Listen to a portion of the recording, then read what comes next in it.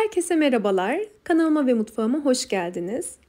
Bugün sizlere şık sunumlu, lezzeti şahane bir kek tarifiyle geldim. Kendinden nemli bir kek tarifi bu. Kullandığım malzemeler açıklama kısmında mevcut. Bu arada beni hangi şehirden izlediğinizi videonun yorumlar kısmında belirtirseniz çok mutlu olurum. Sözü daha fazla uzatmadan hemen tarifimizin yapımına başlamak istiyorum.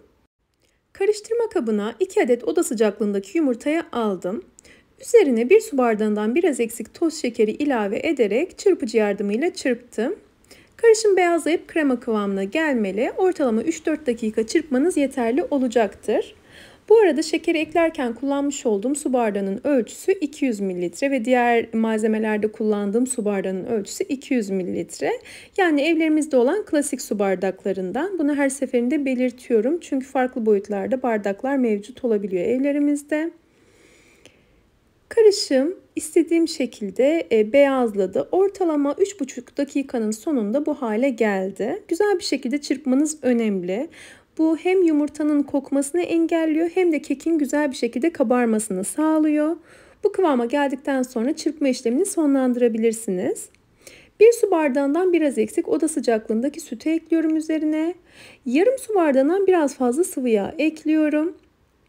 Artık kuru malzemeleri ekleyebiliriz. Unu ekliyorum ilk aşamada. Kuru malzemeleri her zaman olduğu gibi eleyerek ekliyorum. 1,5 su bardağından biraz eksik un, 2 dolu yemek kaşığı kakao, birer paket kabartma tozu ve vanilya ekliyorum. Ve bu malzemeleri eleyerek karışımın içerisine ilave ediyorum. Un miktarı gördüğünüz gibi çok fazla değil. Biraz cıvık kıvamlı bir kek harcı olacak bu. 1,5 su bardağından biraz eksikti. Eklediğim un miktarı normalde kek hazırlarken bundan biraz daha fazla un kullanırız. Birazdan kıvamını da göstereceğim sizlere. Şöyle çok fazla kabarmaması için ilk aşamada elimle karıştırıyorum. Sonrasında mikseri çalıştırıyorum. Ve karışım homojen hale gelinceye kadar çırpacağım. Bu aşamada bunu da her zaman ifade ediyorum. Çok uzun süre çırpmayın. Çok uzun süre çırparsanız eğer yumurta ve şekerin karışmasıyla oluşan o kek harcının hacimli hali sönebilir. Bu da kekinizin güzel kabarmamasına sebep olabilir. Bunun için bu aşamada homojen hale gelinceye kadar çırpıcı ile karıştırın. Sonrasında kenarında kalan kuru malzemeleri spatula ile toparlayın. Şöyle alttan üste dairesel hareketlerle. Böylelikle mikserle çok da uzun süre çırpmamış olursunuz. Kek harcının kıvamı gördüğünüz gibi normal klasik kek harçlarına göre daha cıvık. Bu harçla yapılan kekler kendiliğinden nemli, kendiliğinden ıslak kek gibi oluyor. Piştikten sonra sizler de göreceksiniz. Şöyle kare borcamın içerisine yağlı kağıdı yerleştirdim. Rahat bir şekilde yerleştirmek için yağlı kağıdı elimle şöyle buruşturdum.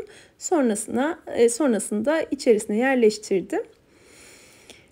Ardından içerisine kek harcımı aldım. Farklı kalıplarda da yapabilirsiniz elbette bu tarifi. Borcamın her yerine eşit miktarda gelecek şekilde spatula ile dağıttım.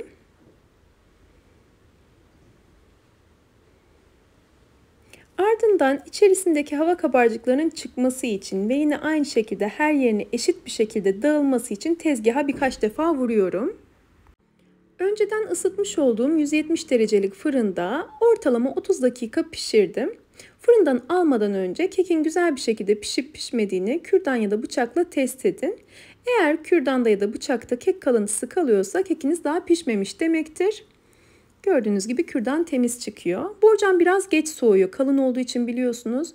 Ben fırından çıkardıktan sonra hemen servis tabağına aldım ki daha hızlı soğusun. Ve servis tabağındayken bir miktar yağlı kağıdın üzerindeyken bir 10 dakika kadar soğuduktan sonra yağlı kağıttan ayırdım. Şimdi sıra geldi üzerine süslemeye. Tabii ki bu şekilde sade bir şekilde de servis edebilirsiniz. Ben 60 gram kadar bitter çikolatayı benmari usulü erittim. Üzerine onunla süsleyeceğim.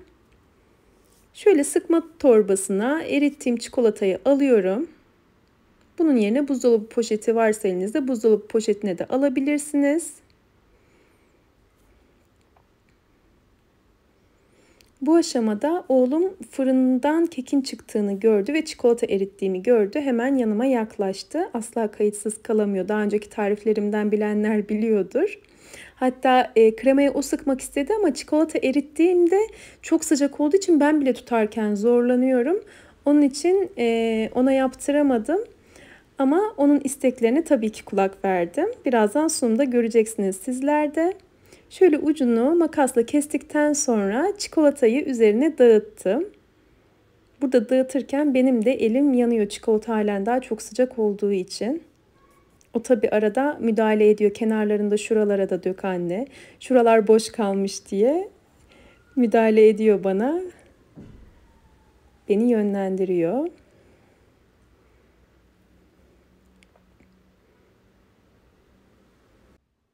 Kekinizin üzerine krema ve çikolata ile hazırlayabileceğiniz ganajla da süsleyebilirsiniz. Tabii ki öyle de çok lezzetli olacaktır.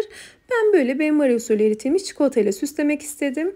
Bu şekilde görseli de lezzeti de oldukça muazzam oldu. Şöyle biraz dinlendirdikten sonra dilimleyerek servis edebiliriz. Ben üzerindeki çikolatayı dondurmadan böyle servis ettim. Dilerseniz bir müddet buzdolabında dinlendirdikten sonra servis edebilirsiniz. Yumuşacık oluyor. Dokusu gerçekten harika oluyor. Şimdi bir dilim alarak sizlere göstereceğim. Az önce de belirttiğim gibi kendinden nemli, kendinden ıslak görünümlü ve lezzetinde bir kek bu. Harcın cıvıklığından kaynaklanıyor bu. Evet, oğlumun önerisi, isteğiyle üzerini renkli şekerlemelerle süsledim kendi diliminin. Ve videomda bunu kullanmamı istedi. Ben de tabii ki onun istediği gibi yaptım. Şöyle çatalla bir miktar aldıktan sonra dokusunu yakından göstereyim. Biraz bu aşamada makine odaklama yaparken zorlandı. Ama anlaşılır olmuştur diye düşünüyorum. Diğer kalan dilimlere de parça Antep fıstığı ekledim. Üzerini süslemeden sade çikolatalı haliyle de servis edebilirsiniz tabii ki. Şöyle pastanede satılan tatlara benzemiyor mu? Gerçekten görüntüsü de, lezzeti de şahane. Denediğiniz takdirde ben çok beğeneceğinizi düşünüyorum. Umarım tarifimi denersiniz ve beğenirsiniz. Eğer tarifimi buraya kadar izlediyseniz ve beğendiyseniz aşağıda yer alan beğen butonuna tıklarsanız çok mutlu olurum. Ve hala kanalıma abone değilseniz yine aşağıda yer alan abone ol butonuna tıklayarak yanındaki bildirim ziline basarsanız yeni tariflerimden anında haberdar olabilirsiniz. Yeni tariflerde görüşmek ümidiyle sağlıkla ve afiyetle kalın. Hoşça kalın.